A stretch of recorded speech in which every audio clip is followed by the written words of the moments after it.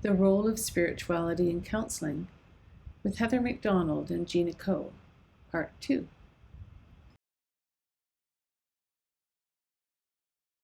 Hi, Heather. I'd also like to know how you navigate therapy when your belief systems are kind of in contrary to your client's belief system. How do you do that?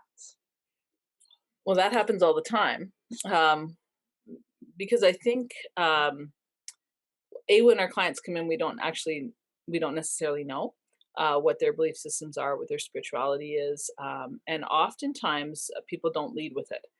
So we need to ask and we need to dig around what spirituality looks like for our clients, and, it would be, a common occurrence that as your client starts to talk about their spirituality, that they are in conflict with yours.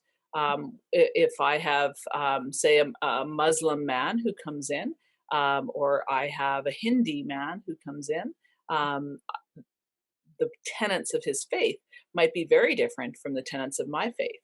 And so then what do you do with that in the room? And the reality is that my faith doesn't have a place in that room. Hmm. It's not my room. And so when you go back to the place of attachment, and creating a secure blanket for our clients, we are privileging their story as they come into the room, with the exception of any kind of safety concerns. But when we're talking about spirituality, their faith is their security blanket. And Mm. so I have no right to privilege my own faith beliefs before theirs. And it can come up quite often in, even within your own faith. If we use mine from a Christian background, as a Christian therapist, I might have somebody who says, "Well, I can't do therapy with somebody of the same sex couple because it flies in the face of what I believe." And so it's a great work through for therapists to have to look at: is this actually about you? Mhm. I don't think it is about you. This is about a couple that is sitting before you, and you're trying to create comfort and safety and a place of secure attachment for that person.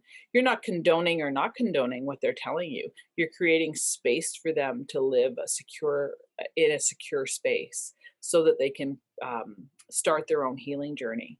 And so, actually, what I believe is irrelevant in that moment, other than that I believe people are entitled to a safe space to talk about who they are in their relationship, who they are in their faith, who they are in their attachment. Um, there is the occasional times where my faith beliefs have come out in my sessions. I don't talk about them very often, whether I'm talking with somebody of my own faith or whether I'm talking with somebody of a different faith. I don't actually talk about my faith beliefs, and that's because they're irrelevant to their faith beliefs, Mm. even when they're conflictual. If they ask me, and there's a reason in their therapeutic process for me to share some of my and disclose some of my faith and spirituality beliefs, then I might do that. But ultimately, I think it's irrelevant. Heather, I so appreciate when you said is their healing journey.